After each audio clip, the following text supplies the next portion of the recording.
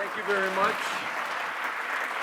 Family, make her feel right at home. How about another round of applause for Aung San Suu Kyi?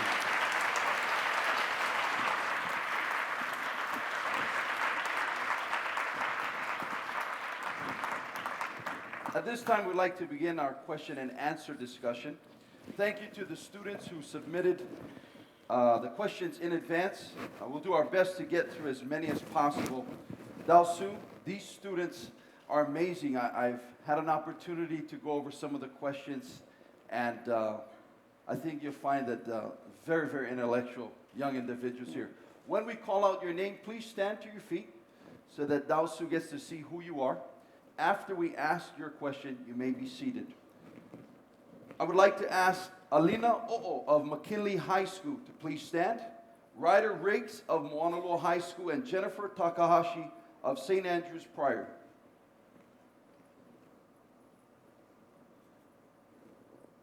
Dao Su, their questions are, what do you go through, the challenges, the hardships that you faced?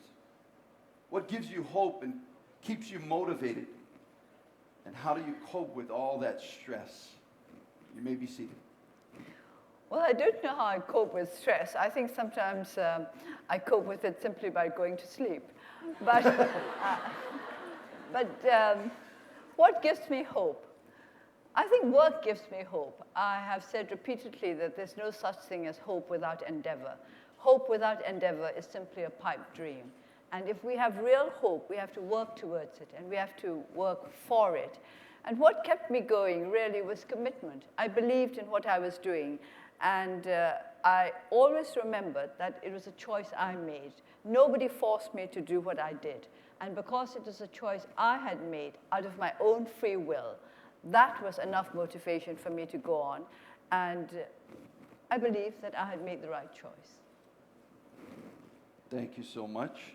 I would like to ask Ruby Masiangelo of the Academy of the Pacific to please stand. Hi, Ruby. Ruby asks, how do you maintain a balance between nonviolence and passion? How can a peaceful and yet being passionate about your beliefs? But why should passion be opposed to peace? You have to be passionate about peace in order to achieve it. Being passionate just means having strong feelings, having commitment, having dedication, having the inner urge and the strength to work towards something. And as I mentioned earlier, peace may seem something that is inactive, passive, peace passive. But to work for peace, you have to be very, very active. Even if you're simply demonstrating for peace, that requires some work. You have to go out and you've got to march and you've got to shout and say, we want peace. So that requires passion. I don't think that there's a conflict between passion and peace. I think it's only the really passionate people who have been able to work for peace. When you think of Mahatma Gandhi, he was passionate about his beliefs. So was Martin Luther King. So passion is a strong drive, a strong emotion. And whether you use it for positive or negative factors depends on yourself. Passion in itself is neither against or for peace, but you can use it for peace if you so wish. Thank you. And I wanted to add to that, Dao Su. Earlier you said that compassion was a desire to remove the suffering in others. You know, there's some people out there lack the compassion. How does one get that into them if they only have a little of that feeling? It may also be because they themselves have never experienced compassion. They have not known the joys of compassion, having compassion given to you. And of course, hate is the enemy of compassion. And if people have only known hatred, if people have only known cruelty and unkindness, it would be difficult for them to be able to develop a sense of compassion. So I don't think you should condemn those who have no compassion. You've got to find out why they are lacking in compassion. I'm a great believer in asking the question why. Whatever happens, I always say, we've got to ask why. That's a way in which you can resolve this problem. You can't resolve a problem without asking why that problem came to exist in the first place. So if people have no compassion, you have to ask why. Why is it that they're lacking in compassion? Why are they so cruel? Why are they so brutal? What are the factors? What are the experiences that led them to develop such a frame of mind? So it will be different for each individual. Thank you, thank you. Taylor DeMota of St. Andrew's Priory, please stand. Taylor is interested in understanding how you became who you are. And there are your specific childhood experiences you could share that helped to shape you into the person you are and bring you into this position of a global peace leader. Well, I became who I am because I was lucky in choosing my parents. I made sure that I had the best parents possible for the situation. But who you are, of course, depends a lot on your parentage. There's no doubt about it. There are such things as DNA. Everybody knows that nowadays. And, of course, there's also the upbringing. I am told, my mother used to say that I was very much like my father. And I think I am. But on the other hand, it was she who brought me up because I was only 2 years old when my father died. And I don't really remember him. She made sure that I wouldn't forget him. But she was the one who brought me up. She was an extremely disciplined person. And whatever I am today is a result of nature. That's to say, what I inherited from my parents genetically. I believe I inherited more from my father. But then there was also nurture, and that is the way in which my mother brought me up. And she was a very brave woman. She was a woman of genuine courage.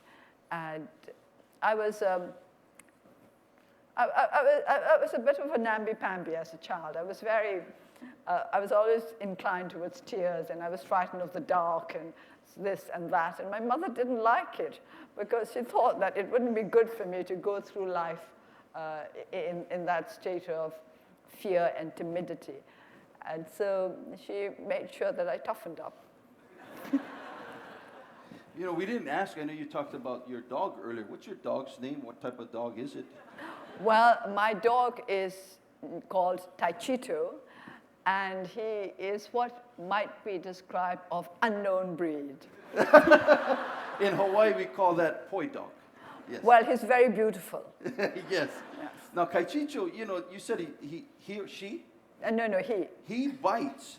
We have this gentleman in America, he's called the Dog Whisperer. I've been given lots and lots of his DVDs, but I haven't had time to look at them. He can bring the compassion back in the animal. Yeah. He's a truly compassionate animal. I believe you. He's very kind to me. I agree. I have the same type of dog, so I know exactly what you're talking about. Tabitha Donnelly of Moanalua High School and Alex Nam of St. Louis, please stand. They have similar questions and factors that help you become the person you are today. And so many of us look to you as a global peace leader. Who do you look to, and who or what is your inspiration? Of course, my very first hero was my father, who was looked upon as the national hero of our country. And he was not yet 33 when he died, so he was very much the picture of the ideal hero. He was honest, he was brave. My mother taught me about him in a very simple way. The first quality about him that she always emphasized was his honesty. He was an honest person.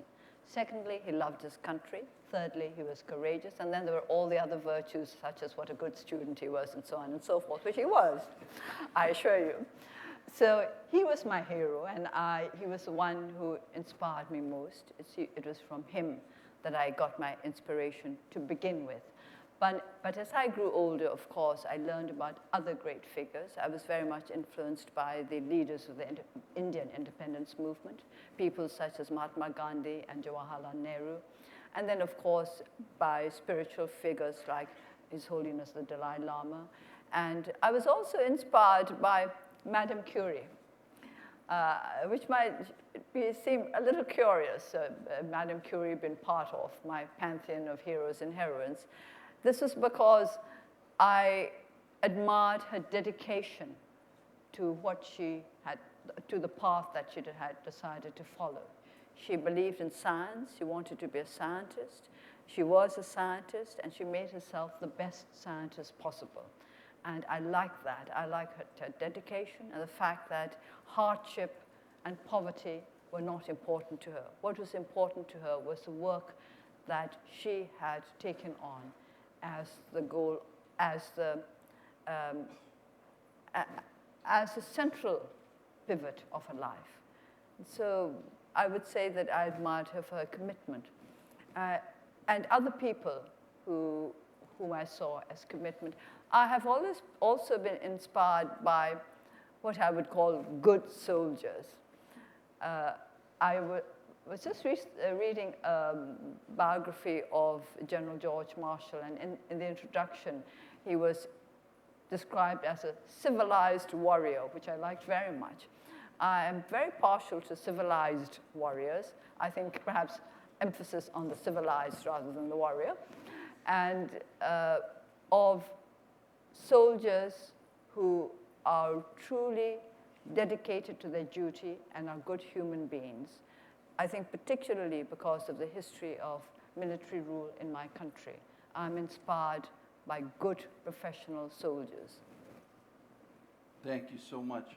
I wanted to ask, you know, we all have a little anger in us, and sometimes it manifests itself and actually, come on now, you stand for peace. Has that ever happened to you in your lifetime where you actually get angry? I've been angry many, many times in my life. I suppose the last time I got angry was perhaps yesterday. I don't know. I haven't thought about it. But I'm quite a quick-tempered sort of person, so I do get angry quite easily, but anger doesn't last. I don't tend to sulk. I'm not a sulking type, which I'm very lucky. I get over my anger quite quickly. Usually I like to think that there's a good reason for me to get angry, but not a good reason for me to keep on indulging in that anger. Okay, thank you so much. Please forgive me, this next student from Marino, Andrew Pham Sun Van. Andrew, did I get that right? Give me one. It wasn't even close, was it? We thank you for coming. Andrew asks, how can we, the youth of today, bring about change in this unjust world? Well, you have to start by believing that you can bring about change. You have to have confidence in your ability to change the world. Because the world is changing anyway. Everything is changing all the time. We only have to try to make it change in the right way. And young people, of course, have the advantage of time. They have a lot of time in which to work towards the changes that they want, whereas the older people get the less time they have. I think it was Bernard Shaw who said that youth is wasted on the young. So you shouldn't waste your youth while you're young and you have the strength and the time and the ability to make change. You've got to make change, but first you have to know what changes you want. Justice, you have to believe in justice. And you have to ask, what is justice? We think about it a lot in Burma because it's something we haven't had for a long time. So you must believe that there is such a thing as justice, which assumes that people have to give to others what they want themselves, for themselves, that they should not do unto others what they would not wish done unto themselves. I think that's what justice starts with. Thank you, Andrew. And is it safe to say that if this generation, because, you know, it's so technology-driven, is it safe to say if they put away their cell phone for a week, that would help get them to that point? Well, I think it wouldn't do you any harm to put your cell phone away for a bit. I'll tell you about one very simple experience I had in the United States when I visited last September. It was the first time I'd been there in more than 30 years.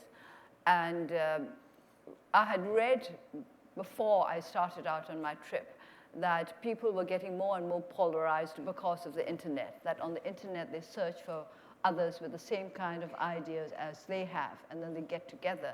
And that the internet, although in some ways it was supposed to be opening up the world, was creating greater polarization and greater extremism, because you just seek out those who thought the same way as you do, and then you justify your way of thinking by grouping with them and all taking up the same position, and that this was dangerous. Now, I'd read this article in some journal or the other, and when I went to the United States, I noticed that at airports and railway stations, people were always talking on their cell phones or using their computers and not talking to their neighbors at all. Whereas when I was young, whenever we traveled, we would make friends with perfect strangers because we had nothing else to do. We didn't have cell phones. We had no computers. Of course, we could read, but it does get a bit exhausting sometimes, especially if the journey is long. And sometimes at a railway station or at an airport, you may not have with you a book that you want to read. And we would often, very often, strike up a conversation with whomsoever we found ourselves with. And we would learn to know people who were totally different from us and who saw the whole world in a totally different way. I think that was a good thing. It broadened our horizons. And I was a little worried to find people simply talking to their cell phones and computers, which meant that they were not making new friends. They were just getting in touch with those whom they already knew. They were not widening their circle. They were not using travel. I mean, when you're at a railway station or an airport, you're traveling, even if for just a short period. Travel was not helping you to broaden your mind at all.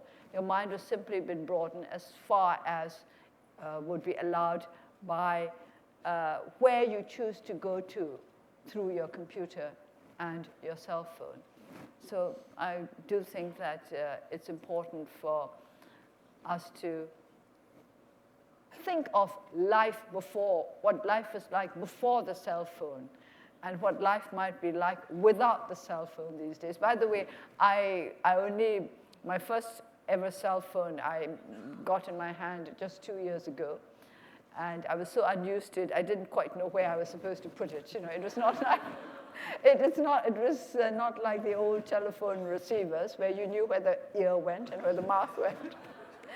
But I've learned to use the phone to a certain extent, just to a certain extent. I certainly know how to turn it off after I finish the conversation. Thank you, Sue. Joseph Brown of Hawaii Baptist Academy, can you please stand? Joseph, thank you. As a modern epitome of courageous leader and activist, what advice can you give to future leaders? How do they have the courage to stand up for what you believe in, knowing the consequences? I think one of the most important needs, most important things for a leader to be is not to think of himself or herself as all that important. I think if you get very self-important, you won't make a good leader. Basically, you need a sense of humility. You do need confidence in yourself. Otherwise, if you have no confidence in yourself, you cannot lead others. But at the same time, you must never let go of a sense of humility. If you think that you're great because you're a leader, then you're bound to be a leader who is not so great at all. So a sense of humility, which means a degree of detachment, is important. You have to be able to look at yourself from the outside, to be able to judge yourself before others judge you, because you're going to be judged anyway. So you might as well do the worst job yourself before somebody gets at it. Thank you very much. Is Aiden Matsuura here from Asset School, and Micah Tarawa of Pacific Buddhist Academy. Thank you, gentlemen. Now, they're interested in learning about your goals for the future. Aiden and Micah want to know, how do you see yourself in the future? What is the most important thing you would like to accomplish in the next 10 years? I would like to see Burma as a strong, thriving democracy. That is to say, a society in which my people can grow and become part of the world and be able to give to the world. At the moment, we're in a position where we have to ask for help and support. But within 10 years, I want to see my country as a country that can actually help others, that we can give more than we have received.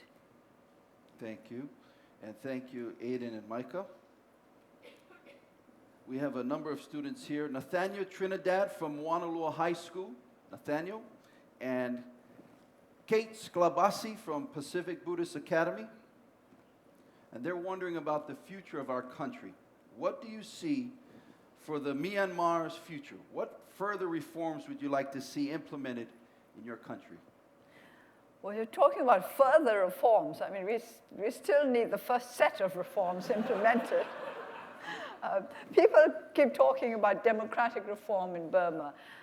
Yes, there is a drive towards reform, but no structure to it. And that is worrying me. I think there should be structure to a reform. We should have a proper reform policy. There should be proper sequencing. So let's get the first set of reforms through first. Let's decide what are the greatest needs in our country. To me, one of the greatest needs we laid out as part of the platform or when we contested the by-elections. And first of all, we need rule of law in our country. Then we need internal peace. We need to end all ethnic conflict. And then we need amendments to the Constitution, which does not really allow genuine democracy. And these three, of course, are connected.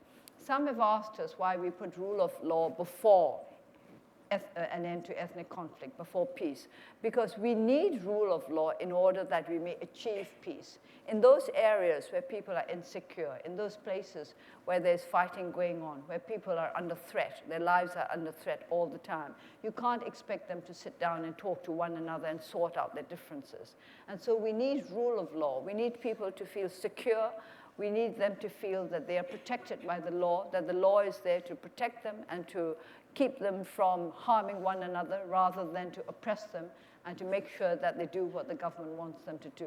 That is what law has been in our country for a long time. So we want rule of law as a positive force that will help us to bring about inner peace, put an end to conflict within our society. And for that, we also need amendments to the Constitution to make sure that our society becomes truly democratic. So these are the first steps towards genuine reform. We'll think about the other sets of reforms later. That's right. I would like to thank Nathaniel and Kate for that. The next set of students, of course, were very interested in learning more about your experiences during your time under house arrest. Although many of them were answered, here are a couple that I don't think you mentioned earlier. Can Kylie Takahashi from Nanakuli High School please stand? And Kylie asks, how did you feel being under house arrest and how did it change you? Well, as I said earlier, house arrest was rather peaceful. Actually, I didn't mind at all being on my own. And one of the first things I learned when I was placed under house arrest was that I could survive on my own. I did not have to depend on other people's company. I was good about being by myself. And that gave me the confidence. I knew immediately after 2 or 3 days that it didn't matter how long they kept me under house arrest, I would be able to take it.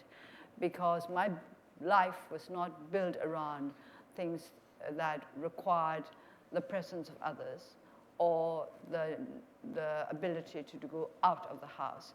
There were many things that helped me to keep going through house arrest. But of course, the most important was inner resources. You have to have enough inside you that you may be able to survive without others. It's not that I don't love my friends, and it's not that I don't like the company of other people. I like it, but I don't mind not having company either. So that was one of the first things I learned about house arrest, how important it was to be able to live with yourself. And what did it teach me? House arrest taught me about the value of discipline. In order that the days might not be frittered away uselessly. I kept to a very strict timetable. I would get up at a certain time, meditate for a certain number of hours.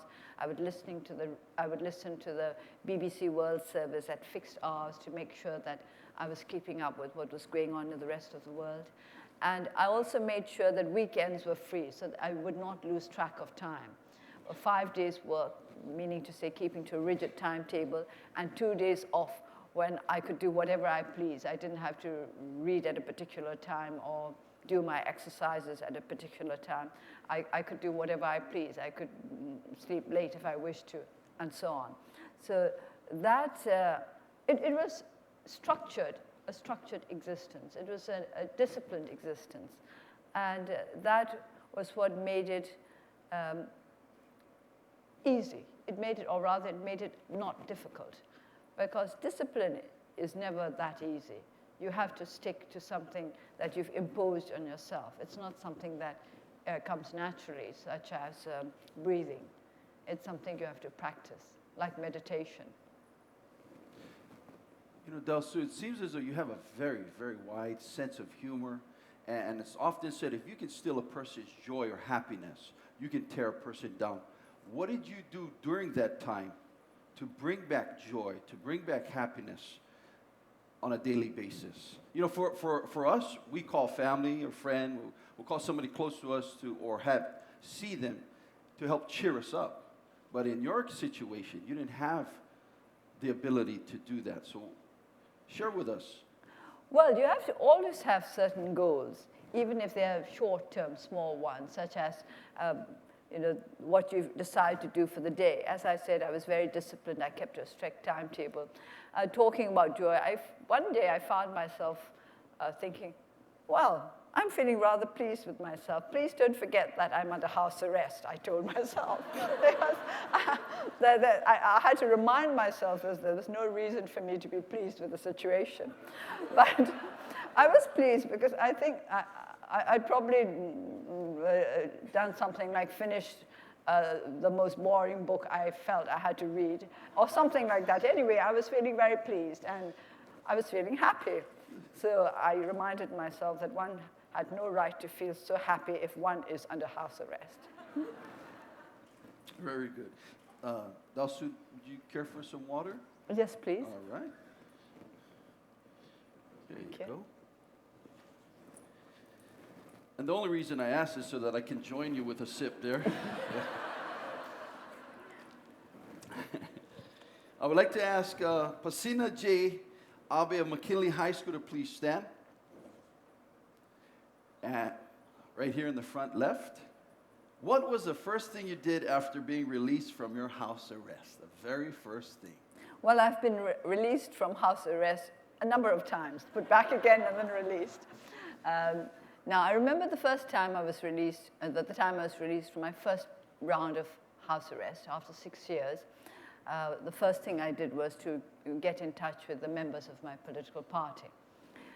Same thing the second time. Now, the third time, it was slightly different because the third time, the thing that I can remember most about my release from house arrest was the sound of pounding feet, because a lot of people knew or thought or hoped that I was going to be released that day. And there were many of my supporters waiting, as I later learned, waiting at the top of the street. They had barbed wire barriers, so they couldn't come to my house. But when the barriers were removed, they realized that I had been freed, and they came running to my gate. And what I remember most about the last time I was released from house arrest was the sound of pounding feet. And I was surprised because it had never happened like that before. And I went out to the gate to say hello to them, to greet them. So that is, in a way, what the first thing I did. The last time I was released from house arrest. I hope it was the very last time I was released from house arrest. Yes, thank you. Family, friends, how about another round of applause for Aung San Suu Kyi.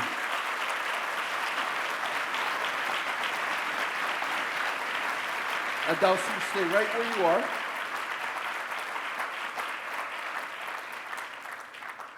It is our hope that you have been inspired by what you've learned today. We encourage you to share it with others and to continue to look for ways to practice peace and aloha each day. Remember that you are a future and you can make a difference.